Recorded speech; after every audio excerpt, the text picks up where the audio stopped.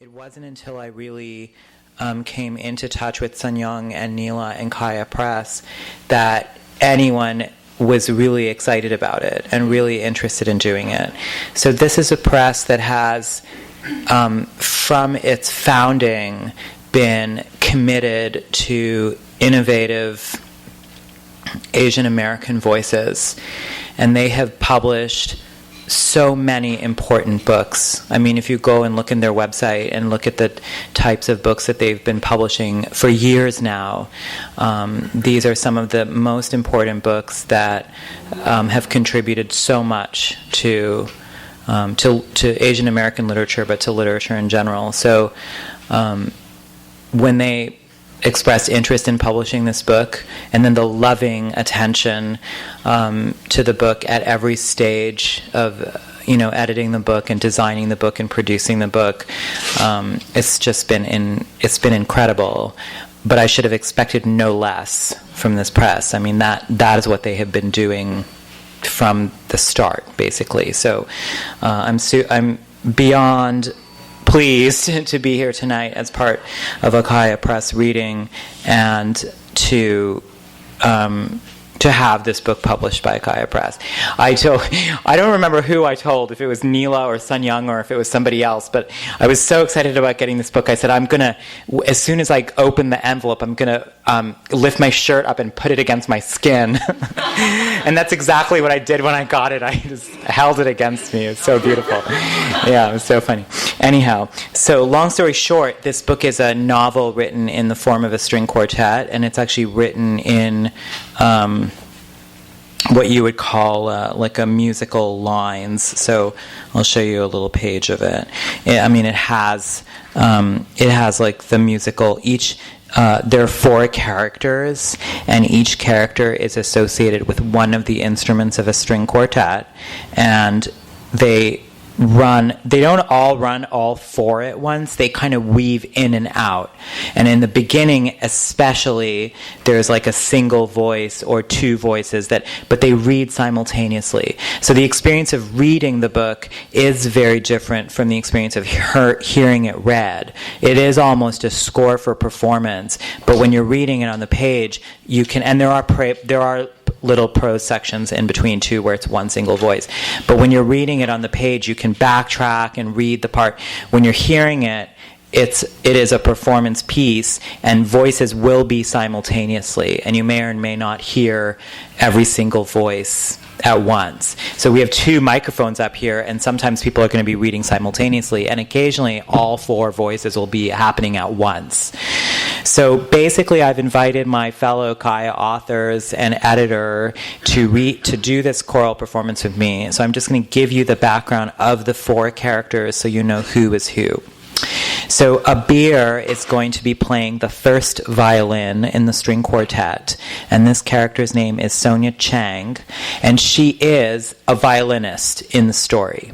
And she's waking up on the morning. This book takes place over the course of one single day, and she's waking up. It starts in the morning, and she is waking up at the beginning of the story on the day on which she is supposed to perform a concert. So that's Sonia Chang, and she is going to be performed by Abeer. I am performing the second violin role, who is a yoga teacher named Rizwan Syed, and he is actually in a class teaching. He's teaching a class, a yoga class, as this book starts, an early morning yoga class. The viola. So Abeer and I will use this microphone here, actually. The viola role is a character named Jody Merchant, and Neela is going to be reading Jody. And Jody is Jody's how the book starts. She's the first voice that comes into the book, and to me, she's kind of the hero of the book. She's a suburban working mom, and her husband is kind of absent in a way. I mean, she's the one who has to do everything. She's got a lot of weight on her shoulders, and she is not very introspective about her life because she doesn't have time to be. She's just got to run from thing to thing to thing. Of course, by the end of this book, obviously we are going to see some transformations in all of these characters, but we're only going to read the first very opening of the book. So that's Jodi. That's the brief background of Jodi. She'll be on this mic over here with, and Hari is going to play the cello role, who is a guy named Pratap, and he's a working man. He works in an office. He works in a cubicle. He's like so many of my cousins and South Asian uncles and cousins. He also is, so you have these very two high-minded characters, the violinist and the yoga teacher. All they think about is like the drama of their life and what they're going to do. And then you have these other two characters who, they don't really have time to think about all this stuff. They are not very introspective people. They are just living their life. But Pratap is interesting because he is kind of worn down with some old tragedy in his life that is going to surface throughout this day. So that's the basic background, and you're going to hear these characters' voices weaving in and out of each other, and sometimes simultaneously, frequently simultaneously. And we're just going to read the opening section of this book. Okay. So we're going to share a mic, but you should probably hold your own. And then you're going to be over here with Neela. All right, let's do it. Sound of the phone ringing. Sudden and dark. Sonia always the long sounds in her ear looping into her sleep. Last year, Jodi drank tequila for the first time. Hardwood floor. Imagined it liquid dessert in her mouth, her throat, her stomach parched. Empty sand, wave after wave of sand, just endless ochre, afternoon stretching away. Is distracting. Could years Yellow be like that also? On the nightstand opening. Jodi feeds herself on thoughts like these, philosophical, lyrical, poetic. The thoughts as she engages the prosaic tasks of the morning and day. Disappear. Her cello case is still there, packed in the very back of the corner closet. Behind skates, kids' toys and games, all the winter coats, boxes of books. A landscape of accumulation, is an opening, visual proof of the sedimented years. Herself dangling.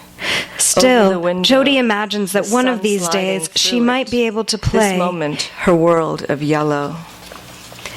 Given time in her day, some private place, space in her mind to practice. Of your throat. Practice the way she used to, an hour a day, dedicated to the time. Bluebells. Imagine you can the sound. Here is the sound, Sonia thinks, into a flower. But now, and then the flower. The shadows. And this younger child is crying for oatmeal. The older child is in the other room. Yourself, his voice rolling playing over video minute, games, falling in sheaves from the sky, a blanket. It seems she can't even remember what silence sounded like in her, an echo, distant sounds, or a moment. When only the sound she could hear was from her bones and not her ears. The sound of the cello in her hands, or the sound of her own breath. Again. Unable to forget. He's envious of the stillness. He wishes he could feel the same peace that he is somehow able to lead them to through the road of their breath. Still appears. It is part of the fiction. Joyous in all the family portraits. But yoga is the cessation of the mind's fluctuation, Rizwan reminds himself. Smiling, 8 years old, still, from cancer, he remembers how it feels. Breathing, lies back even through the most difficult position, when the body drawn across is twisted, to die, the organs compressed. To fold Last himself year, back when into his the aunt beginning, had sickened, died quickly of Drona cancer, cast his Rizwan own couldn't spirit breathe. voluntarily out of his body. The moment All of suffocation when he heard the news was the worst. The surface of the word trembles, the air They resonates. fail to fill the cup that is broken. Student, All he heard the holy students songs breathing. rivered He themselves remembers into a garland he hadn't of seen skulls, Auntie for but months. even the garland of a The thousand distance skulls that followed could never approach the actual pain of living. Rizwan at the funeral. Sonia, The feeling of every being moment pressed remembers flat the sound. against the bare life. To see her body. Pratap wishes now, he could find she an wasn't art even or a his practice that imagination. would breathe into He his couldn't skin, picture her. suspend him in his How existence. to pretend to his students The that he music and understands of other traces how years. to the breathe outlines past And the of present skin. being space. pulled taut, But here, not it existing didn't matter. apart from here, each other, in the class, he could flood or himself preventing She has each never other from felt in her existing. life stretch this way. from the But tips rather of the present and music past fills flooding her each toes. other, and Draw Pratap the floating stomach up to in light, tightly. balancing on the surface. In these She quiet feels moments, lost. A the memory, empty surface his father Phil standing with him in the silence well and remembers the barometer, temple still. cool pools. and dark after the The temple sweltering pool day. position, he They thinks. stand there, She's Watching adrift the now, his father's rough and halfway soft between hand sleep on his shoulder, and the sound looking ocean. up at the circle of The blue. empty They space are How happy open herself now to be to the silent, sky. to be with each seems other to in the contain cool all well, things. to forget all their complicated dramas. He remembers a childhood Waking lesson, from the memory the black of being in stone Egypt with his embedded father, suddenly in the house returned of to his God present in life Mecca. and realizing A focal his point younger of the brother, pilgrimage, the sweet fallen It's a into the delirium, sky, coursing you think? through now circumambulated, It's a sort of fever. touched would by now each delirious never pilgrim. be alive again. His auntie had been The illusion of on the permanence and pilgrimage sustenance and offered revealed by both to art him and rivers was nothing but sufferance. that it was now Perhaps, covered by but translucent not likely. material. There was Her no possessing support, no anything, help from breath or rather God. being Death was possessed. real and Otherwise, awful and final, Auntie and Pratap had was alone. explained, it would dissolve. There would be nothing left. Pratap imagined his breath The sun washing through his body. dissolving into the window. Rizwan imagined the The black color of the stone trees dispersing itself, dissolving lingering into in the the palms sky. of all the pilgrims, Her scattering hand itself decanting perhaps themselves revealing into the itself bow unseen. in the itself. fortune The hair creases of the Pratap bow. felt across the himself world, wash into and out of his carried body. by them home. And so He we prays scattered there their is more to stories it with a than just terrible that. scattering. The body Rizwan quotes dispersing. to himself. He hopes the spirit is more than flesh. The body What happens That little when violin pilgrims alive come in home warm and and see the strumming, black dust in their palms? vibrating Some like a other thing mystical existence. living How along perfect her. and exciting that it would take all the pilgrims, past and present, Heart Whether bone, as son or as eternity. animal, The bones as of her love between face. to people, place the or as stone music her doesn't mouth matter. together, her eyelids. But that he is alive. Music. Breath. Sing. It is 7 a.m. and the alarm rings for a second time. Jody struggles to rise. It is the day after Thanksgiving, so she has to wait for long minutes at the end of the driveway before the traffic on the main road thins enough for her to be able to pull out. The sky is cold and gray, and she confesses He to is herself, somehow in love. sliding into Roll with the traffic, frozen clot she of adores this weather. So cold that even the puddles That of collects muck on the itself in his roadside heart. have frozen. When she Different from walked the to the sick car, feeling in her his nostril stomach hairs when froze he looks quickly. at a The photograph of pores Yvette, of the when he skin of her feels face he would collapse and if he hands didn't hardened focus like hard on glass standing to the up, point of where he felt shattering. He could easily vomit or die. The morning drive from home to Roswell Park usually takes 40 minutes. Down Sometimes Transit when he Road, thinks back to clogged before with his early mother's morning death, traffic, when he was still nearly sick, unmoving. little, frail, In the limp, morning, he could hardly think creeping about his past mother's Walmart, illness then. past Couldn't Fridays speak or and put sentences Applebee's, together to say to himself, past the mall, "My the little brother Kinko's, is the going Acura to be dealership, gone. opaque Soon window my shields little baby each, brother will be gone." But asking this her a feeling is question. different, thinks She didn't Pratap. know what the questions were. This cold Regal feeling super collecting cinemas, like a snowdrift drive-thrus, around his coffee sore heart. shops, car wash, Feels the video beautiful. store, exit ramps, crystals Dick's collecting, Sporting Goods, the Chili's, icicles, Red Lobsters, secret Barnes caves of & Noble. emotions, the quivering cores, And the suddenly, top nose. Jody's It is thinking about possible to float groceries, up on all this the frozen shopping lake, left to be do. born across it, to be able to forget. She hasn't eaten organic produce in years.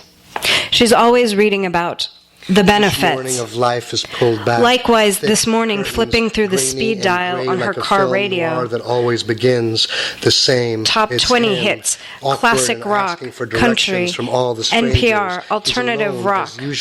But they always sound the same to her, all the time, exactly the same to her. In the early Sonia raises her head. For some reason this morning she's dissatisfied. Why should she listen to this? Himself listening to Fumbles with the dial as she is driving through static and angry sounds and aggressive morning shows, banal commentary, ceaseless advertisements. Why is it always her who's stuck with the shift? He imagines himself now as a fish at the very bottom of the ocean, swimming for the sun. Thank you.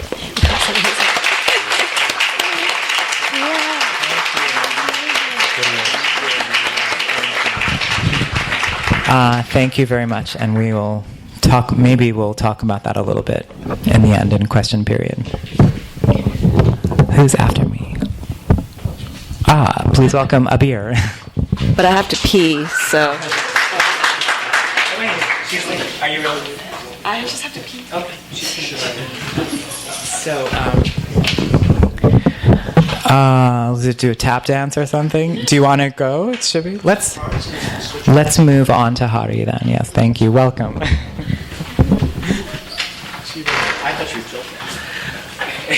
I'll read until she comes back, then we'll switch and come back again. Going back through voices. There are a few multiple voices in this as well. I apologize, mostly to Kazim for coughing through part of the part, so you missed a few moments. A warning. Don't slice an apple toward yourself, because apples have no blood of their own. And here, to read from her memoir, please welcome Abeer Hoque.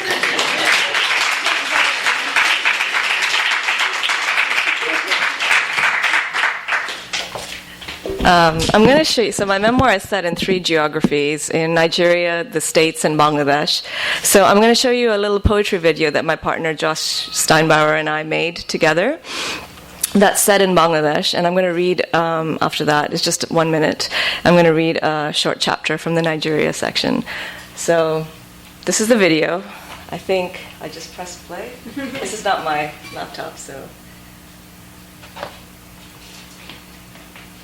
No? Yeah. Oh my gosh. Bring it over.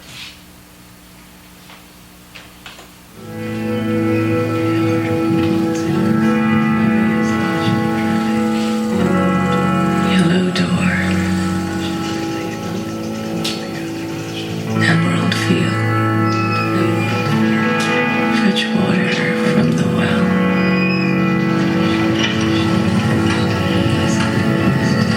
Bicycle past the rice bed, home before she yells. Fireflies fill the sky. Tilapia thrush in the net. Come, the road is long but dry. There's work for you yet.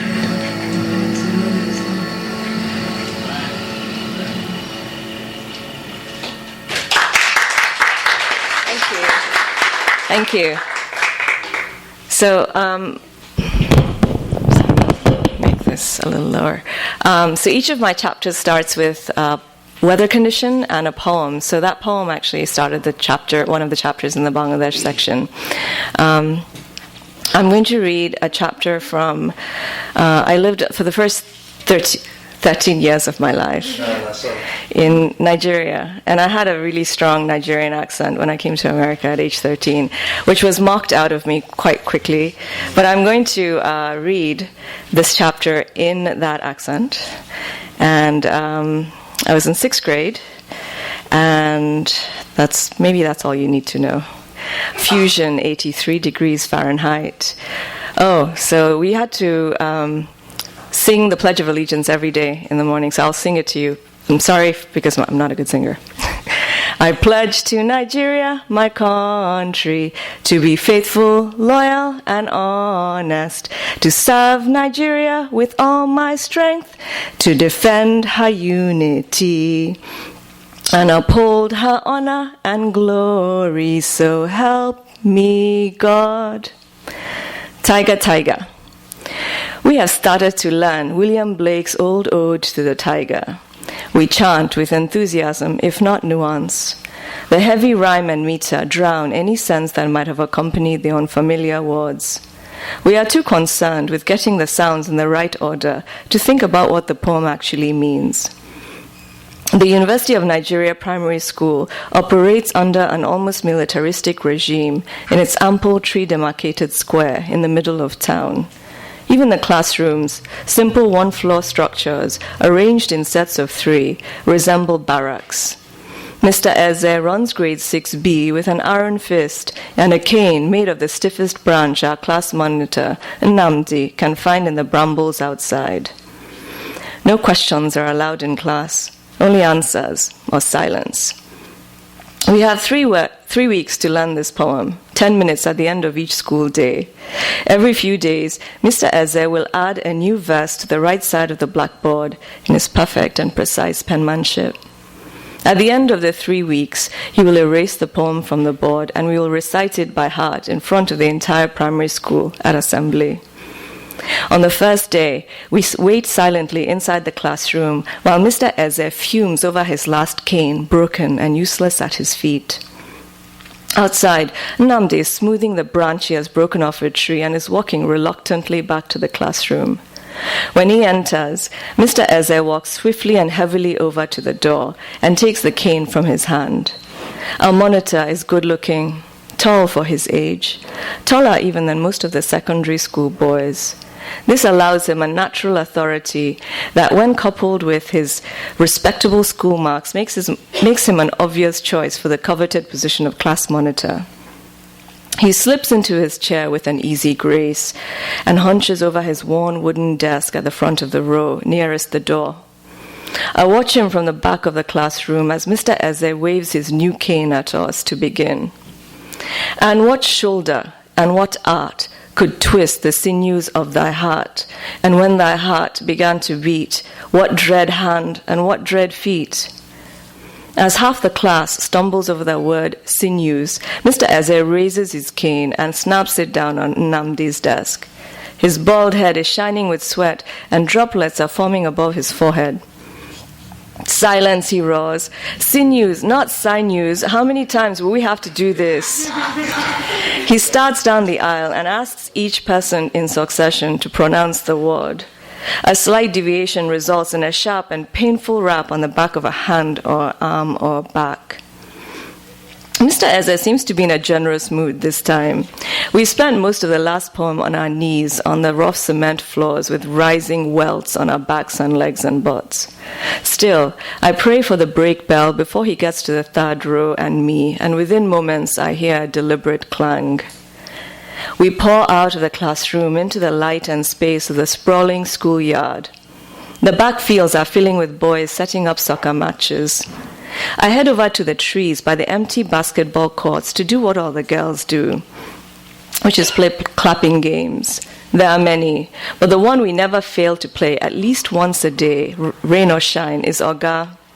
Oga is a complicated dancing and clapping game that involves trying to match balletic foot positions with whoever is leading the game. Match one of 6 possible foot placements with the leader as she faces off with each girl in the semicircle, and you become the leader. Everyone has a different dance and clap style for Oga. Mine is low-key and short, nothing fancy, but I'm as addicted to this game as anyone else. We would play for hours if we could, our hands clapping a ceaseless rhythm under the ironed blue sky. In the 2nd week of our practice, the headmistress pays grade 6B a visit. Our stout teacher waves us into immediate silence as he stands in the doorway and speaks in low deferential tones to her.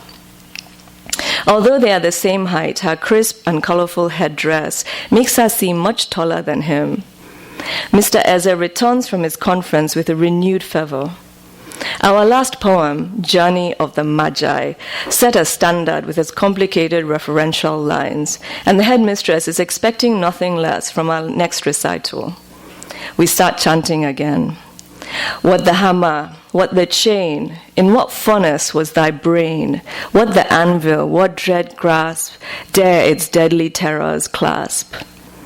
We all wonder what an anvil is. Even if we did know, it would not help. The rest of the poem is a mystery. Was the tiger on fire?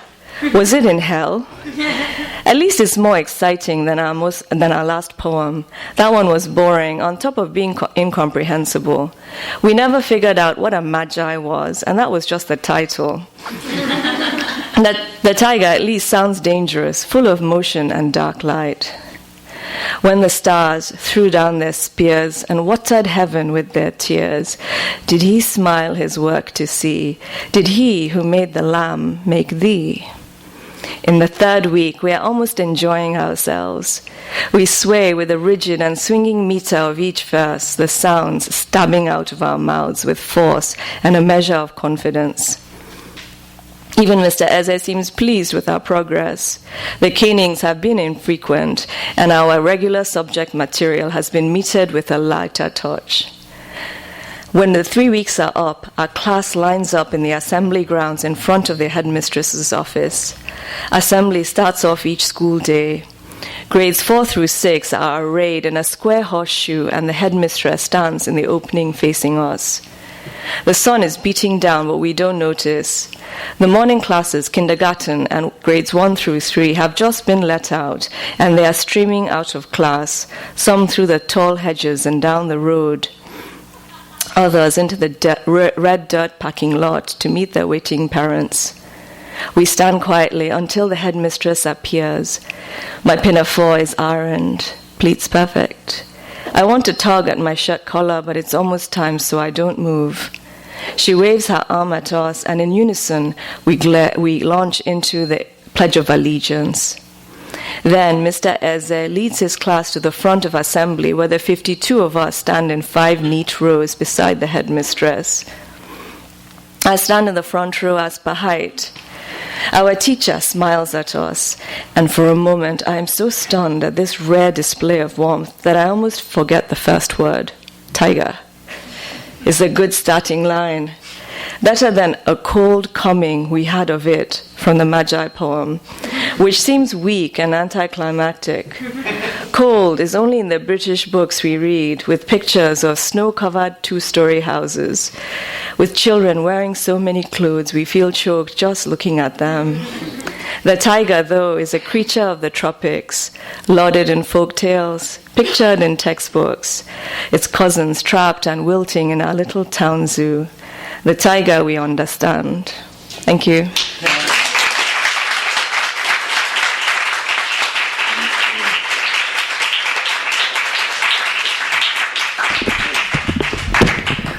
Hi again. I'm really grateful to be reading at Skylight Books with Abeer and Kazim and Neela. What a beautiful piece both of you have written.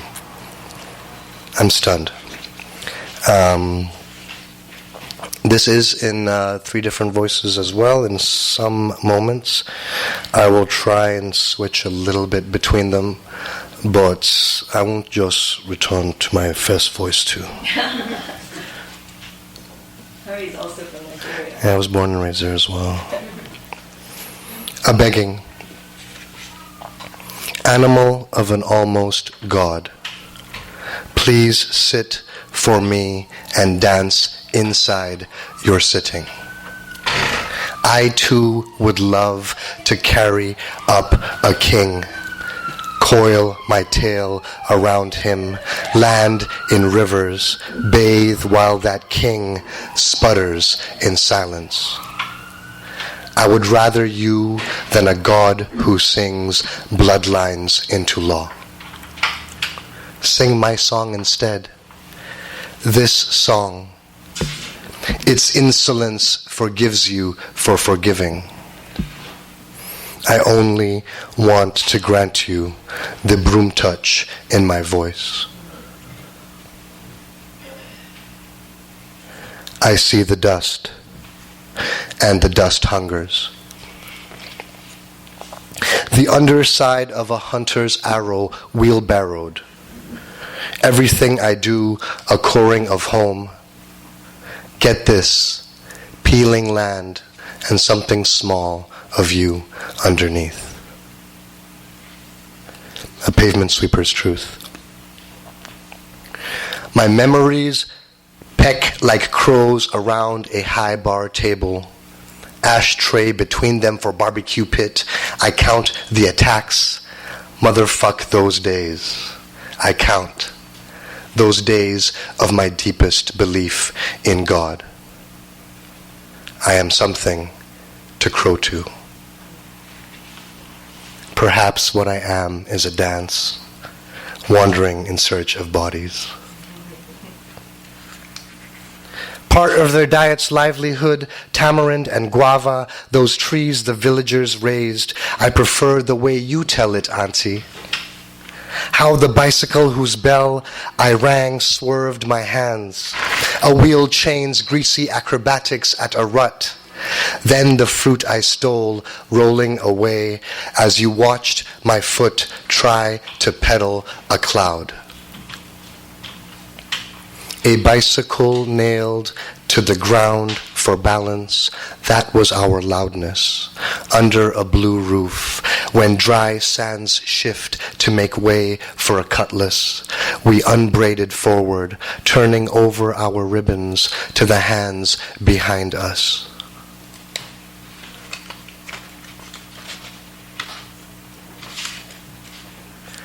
The shared space of a makeshift bus stop filters everything my lungs don't miss. This coat hook inside a house that was an orchard, buried, beats its chest for the texture of its looming work. How much sky a fallen tree can bear, you said. Our agreement is the space we swept our piles of leaves toward. That gathering sound, I dog-ear its page in the holy book of laughter sounds that aren't laughter. My auntie's loudness remains standing. Sweetness, here is a potato net by which I wash my morning pots. Yard concrete, the contour of my back, and dipped from sweeping, climbs into my kitchen, pickpockets my tongue of spit, of salt, and early shovels imperative for dawn. The clench inside of falling leaf tongues my window, dusts my blooming. Rice, take up your char from the bottom pot. Patience as knives sharpening to their division work. My loudness, it remains. Ka, katak, katak, katakating. When a rock script grating over their braces, trains carry flies from one continent's edge to another's.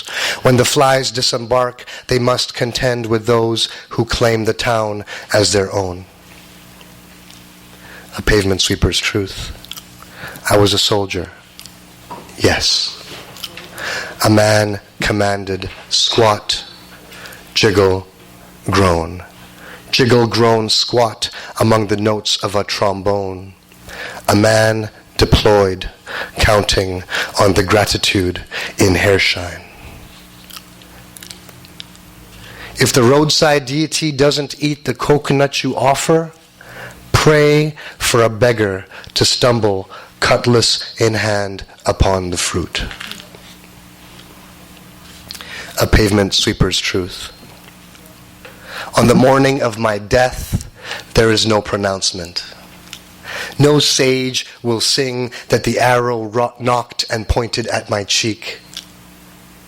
Since the morning of my death is complete, come life. Feathers no longer flower in number. They leave their perch by Kali's ear to travel the elliptical path from her belly to my belly. My comfort, she calls me home. My killer, Krishna, avatar of preservation, his golden discus spinning from his finger into my belly, echoes my belly in his belly. And we cling to the languages we've lost. We're the ones we cling to we. Thank you.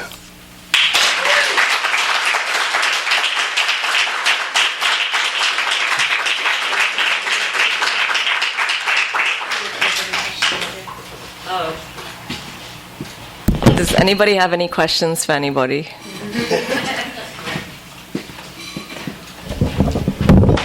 actually have a question I was going to ask Kazim. Oh, yeah. But, off mic, so to speak. But I don't know if you remember. Off mic.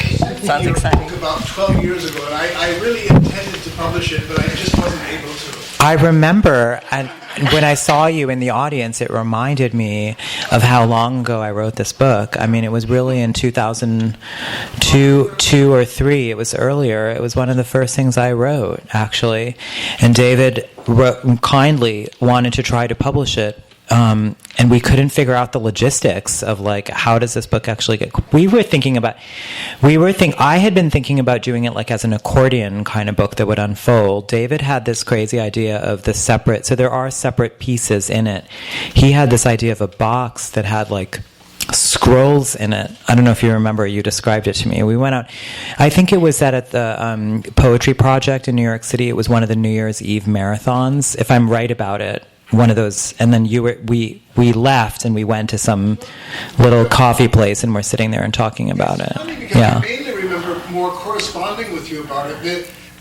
No, we went and talked about it. Yeah.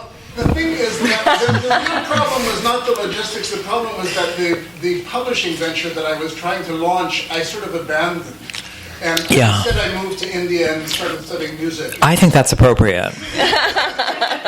And then I started a publishing company 2 years after that. I was so delighted to see that not only that you were reading, but I thought, is this really the same book? And I see that it's the same. So I congratulate you. Thank you. And it's perfect to have you here. It's full circle of that experience. Yeah. Yeah.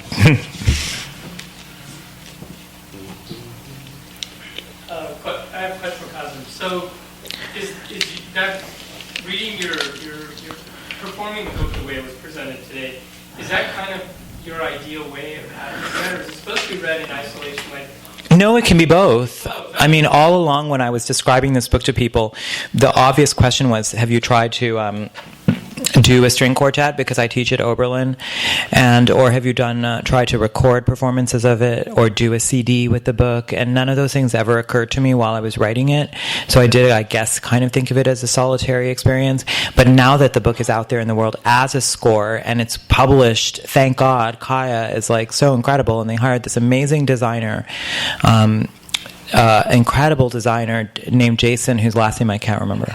Jason Bicasa, who designed the book beautifully, that can be used as a score the way the book is done. So it can have a life of its own now. What about an audiobook? Performance, audiobook. There's a lot of different things. Yeah, sound installation. The last time, so this is the second time we've actually done a choral reading of it. The first time was at St. Edward's University in Austin, Texas last week. And at that reading, which was the very first reading, the students had this idea, which I kind of like, which is that there would be 4 separate microphones, but in 4 corners of the room. And so that whoever you were closer to, that would be the dominant voice for you, but the other 3 voices would be, they would be on a sound system, so they'd automatically all be together, but that you might be closer to one person's actual voice and have a different experience of the performance. And then the second idea that the students had, which I liked, is that the audience wouldn't actually be seated either, so that throughout the performance you could gravitate towards one performer or another. So it'd actually be more of a gallery space type of situation when there wasn't chairs. So all of these things could happen.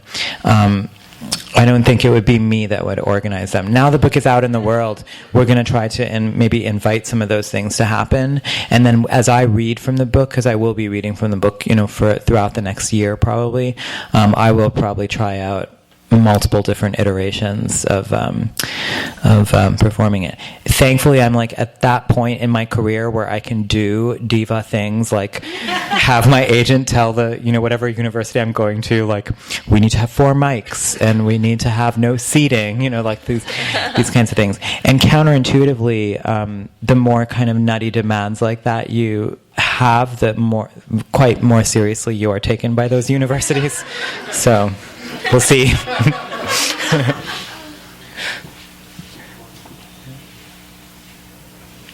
I have a question for Hari.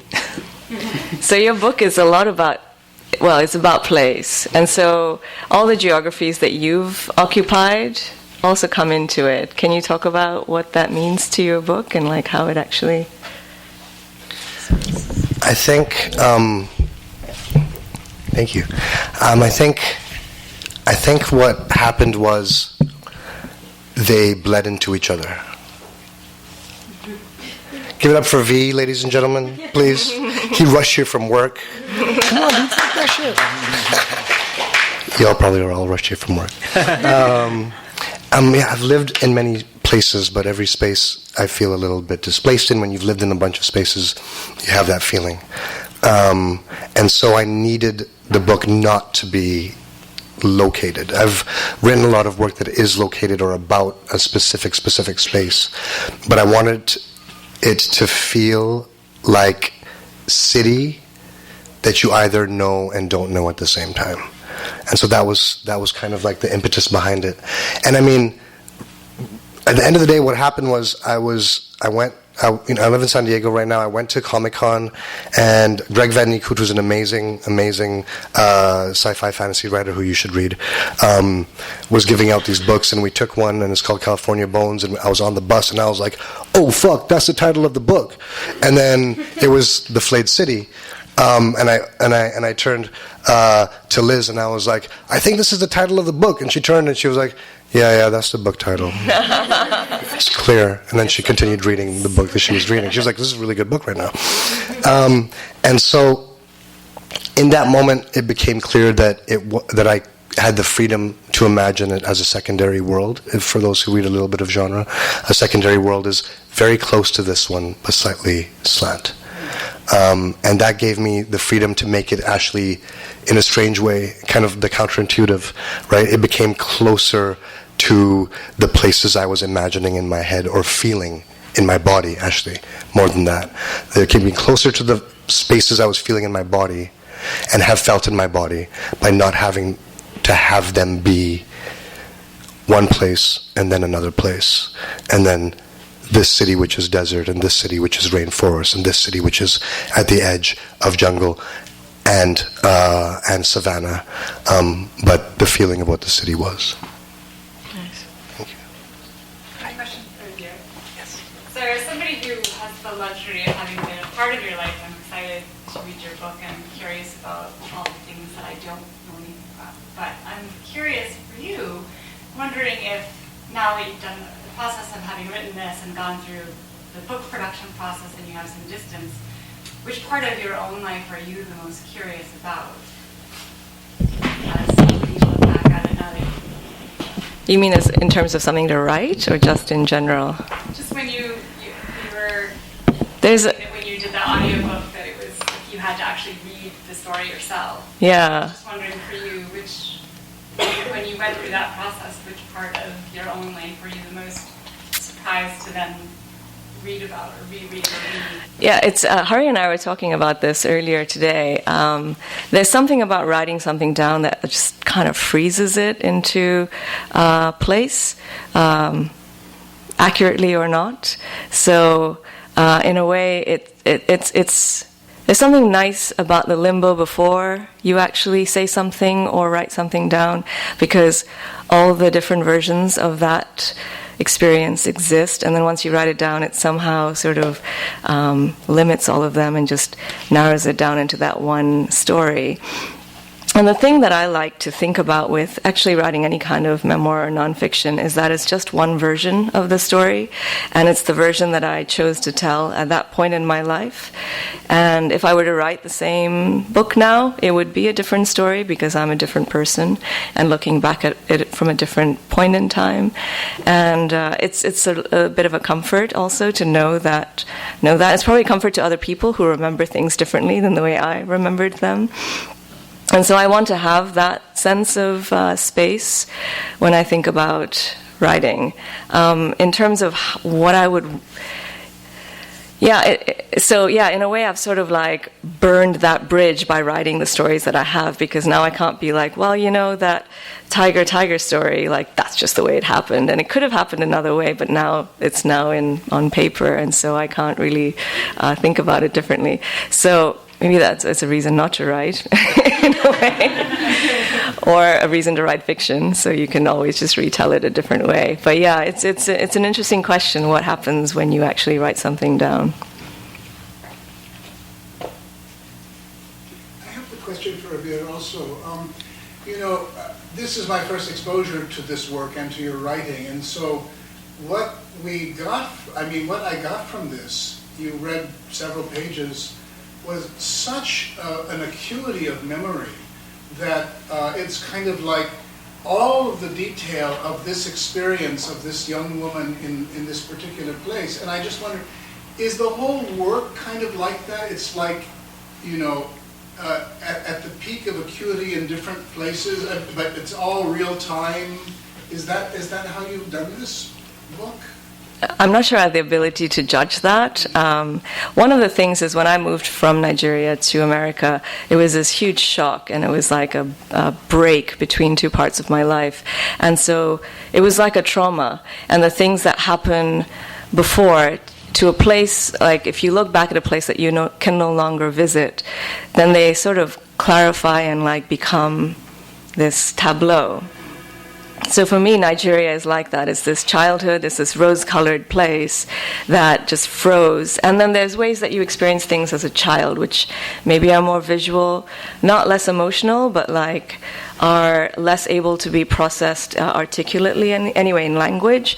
And so that's maybe why the Nigeria pieces might come off more sort of, intensely in that way. A way that you experience sensorily, like sensately. But yeah, I don't know, like the rest, I go into teenage years in America, and that's probably a little bit more emotion rather than like space. But space is something I'm obsessed with, like hurry, where both like geography, we cannot write without talking about it, so. I guess another part of my question is just about sort of the practice of memory. Did you, as you went into this writing, did you find that you were really clarifying your memory and making it strong, that you had more detailed memory than you might have not having done this as an exercise? Memory is something I'm obsessed with, so it's an interesting question. I'm actually writing a novel about memory, but there's a little story in the Nigeria section where my sister and I got these two dresses, a red one and an orange one, and we wore them, and then a few weeks later we wore them again, and we had a huge fight about whose was whose, and as an older sister I totally bullied her into saying, no, this was mine, and I made her cry, and then I wore the dress I wanted to wear. And then a few months later I looked at a picture of when we had first been giving the dresses, and I was totally wearing the other one. And I realized in that moment that memory was this treacherous thing, and not to be trusted, and I was like, I'll be a little nicer to my sister for just a little while. But I don't know, like I don't know that any of us can trust it, and certainly after doing research on memory for my novel, it's something that's extremely malleable. And also, if you write it down, that in some ways the research shows that in remembering it, you replace your original memory of the thing, and so you can actually distort the original just in the process of either writing or even just remembering the thing. So all of it is a lie.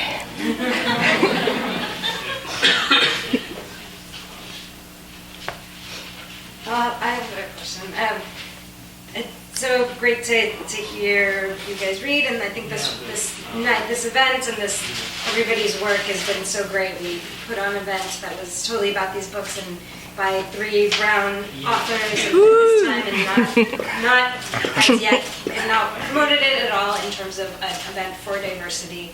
It was just an event of 3 authors with new books. So I'm really excited about that. But obviously, it's something that I think about a lot as the editor of Pi Press, which focuses on Asian diasporic work, and just really interested. We're really interested in transnational writing, and I think these books, especially Abeer and Hari's book and their backgrounds, maybe a little bit about how important that is to your work, this idea of identity. And then for Kazim, I'm really interested in the idea. I read Jodi Merchant. I think her part, how is it to write this character, this white woman? I'm assuming she's white. Well, do you want the spoiler alert? Oh no. Yeah, Jodi is Indian. Her name is Jyoti, and it doesn't come in until halfway through the book. But she quote unquote passes for white in the first half of the book. Well, Indian people. There are people in India who are ethnically Indian who look like any white person that you would see walking down the street in LA. I have aunts who are whiter than any white person in this room, who have chestnut brown hair and blonde. I have a cousin who has blonde hair and blue eyes. I have cousins who have red hair and green eyes. I mean, India is a very cosmopolitan place and a very mixed racially place. There are Parsi people in India who are, Iranian descent people. My family has Egyptian and Iraqi descent people in it. My cousin with red hair and green eyes is, he has Iraqi. This is what Iraqi people do not look like. Who is that guy who played the Iraqi role in Lost? He's like a Punjabi actor. You know who I'm talking about? What's his name? You know who I'm talking about? He was 50 most beautiful people, whatever. But he's Punjabi, but he played an Iraqi role. And I remember talking to all my American friends saying, this is not really what Iraqi people look like. But anyhow, the dark brown fetish. No, I was really interested in what lay underneath the truth of the surface, basically. And so now we're talking about what is America? What is this? What is the face of this country? What is the nature of this country? And it is not just that now it is a very cosmopolitan country made up of people of different races and different religions and ethnicities, but that it always had been from the very beginning. The very, very, very earliest Americans in colonial times, there were tons of Muslims in this country. Tons and tons of Muslims in this country, because when we're talking about the African laborers who were brought over here enslaved, they were Muslim. So there was a Muslim presence in America from 1600, whatever it was. And Asian people were here from the very beginning, and Latino people and Native people. So it's not just now, yes, in the last 60 years, we have kind of reversed the genocidal impulse to kind of crush and erase the presence of all these people from the American profile, but had always been from its... So the myth of the Judeo-Christian America is completely false. It's a constructed myth. It was never true. From the beginning, it was never true. And even if you go back in the Salem witch trials, for example, at the heart of it was this Caribbean Indian woman who was, who's the only one who survived, by the way, because she confessed to being a witch. So she wasn't actually executed, and she disappears from historical record. But at any rate, what I was trying to write about in this book was, these people who have all of these different connections and all of these different threads that bound them and all of the different things that made them into who they are. And so those revelations kind of happened really slowly. In Jodi's case, the revelation was that she was actually Indian, but it was also a trick. Now I've given you the spoiler alert. I'm terribly sorry, but it was an answer to the question. But that was a trick on the reader too, because the reader too just assumes the default of a character named Jodi Merchant to be a white character. And also you said I think you were saying it's related to where you grew up, that suburban description. Yeah. And Merchant is an Indian name. It's a Parsi name. Veena Merchant was a publisher of India. India abroad. It's in India. I mean, there are, Ho Shang Merchant, a great gay Indian poet, Natalie Merchant, the singer, who's also Indian. Yeah. So that was like a kind of a joke. I mean, I named her very specifically. Yeah. So I think here in Kazim, I'm just thinking back because Kazim is kind of an American writer. This book has such connections to that. Like, for you guys, as do you see yourselves as, I guess, American writers? I'll lob that over to you. Yeah. I mean, no, I don't. And I mean, even though, I immigrated at age 12 to Canada, and I don't think of myself as a Canadian writer either. And I am. You know what I mean? Like, the stories that get told are stories of these places. So it's not, how I think of it. How I think of it is both like that always outside, and at the same time, as Kazim's explaining, like, but these stories have always been here at the same time, So in the sense of claiming, yeah. But I mean, in a sense, but that's partially because, as Kazim was saying, like I think of myself as writing on Kumeyaay land or writing on Coast Salish territory, and in a sense always as a visitor, and so that and so in that sense the book ends up, the identities in the book are like identities of migration and relationship to place, in a sense.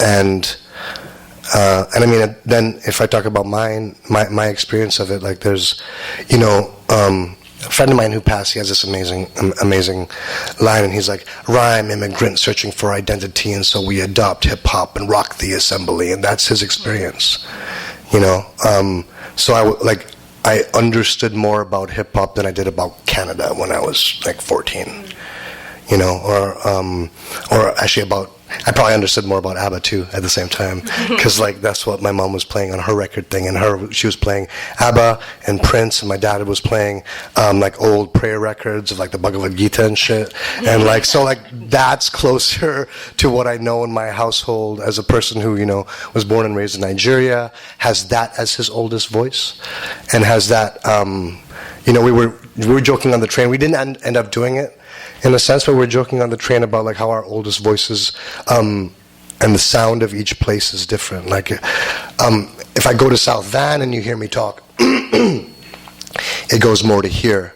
and I can't do it unless I'm there. You know what I mean? Like, these are not. I don't have accents I can put on unless they're like remembered to my body, and so because she spoke in her Nigerian accent, if I'm around someone from Nigeria or from West Africa in general, then my voice will go there. And if I lived in India, and so if there's somebody from like the Middle East or India, or just sounds that have the same sound, like Scottish folks sound like they're from the Caribbean sometimes to me. Yeah. And so like that will, and then the connection between the Caribbean and West African sounds will land in my body, and then I'll return to like Yoruba Ibadan pidgin, and so that's in part the book ended up, and it kind of taught me that I don't think I sat down and was like, I don't have an identity that is Canadian or American. I'm not writing about that. I think I sat down and was writing, and I think with both conversations we've been having, folks have been talking about like you start to write and then the thing finds you. And Kazim was talking about first starting to write, and then I didn't know where it was going to go, and we don't know where they're going to go, and I didn't know that this, like the pavement sweeper, would end up being slightly inflected by this like this is like, actually I'm not going to put it on the podcast because it's full spoiler alert that I'm not sure I've understood yet, but inflected by a person who couldn't possibly be the person whose voice it was, and yet is completely the person whose voice it was. The identities have no relationship at all, except that this is the voice that was his uncle, who was a pavement sweeper, who taught him these things that he learned from his experiences of war before he came here. And the person in real life whose voice started to move into the secondary world is none of those things at the same, is none of those things. And the auntie is several aunties and like 4 homegirls and like 3 dudes and like, but then became a voice, and she decided who she was and was like, no, you write me like this, motherfucker, like that's how I sound. And I was like, yes, because that's what you do when your aunties tell you what the fuck to do. And maybe I'll leave it at that. I might have a bit more of a wannabe status than Hari. I've always wanted to be somebody. Like, I wanted to be Nigerian, but I couldn't be. And I came to America, and I wanted to be American. And there was something... I wanted to. Yeah, actually, when I was 13, I thought that maybe I could be, and there was a sense in America at that time, at least that I, in my naive way, thought that America took all kinds. So you could say you were American, even if you didn't have the right accent or you didn't have the right clothes, and people would take you for your word, even if they didn't think you were cool, which is a different story, but like they would believe that you were American. And I think things have changed a little bit now. And at that time, I also didn't, you don't want to be, you want to be different, or you want to be the same when you're a teenager. But then when I grew older, I wanted to actually like have a place to call my own, and I couldn't figure out where that was. And I went to Bangladesh, and that wasn't it either. It was in a way, it was kind of like an alien landing, but at the same time, I also found people who were my people. And then when I came back to America after I traveled for 7 years, I realized that you could be American and not feel in any way related to a lot of the people around you. You could be American, you could dissent, you could be American and feel really angry at everything that was happening, or everything that America was doing. And maybe it's a little bit in reaction to, like this administration saying you're not American, and I want to be like, fuck, no, I am, I can be, or I don't have to be and I can still be here, like I can belong and not. So I think there's a lot of different things about that. I felt like it took going away for a long time and then coming back, defending America actually apologizing for America for a long time while I was abroad, and coming back and feeling that I could be in this space, in this weird, more tenuous place than ever.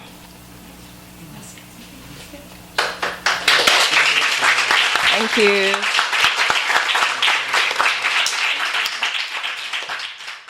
You've been listening to the Skylight Books Author Reading Series. Don't forget that you can listen to this and all of our other great podcasts at skylightbooks.com.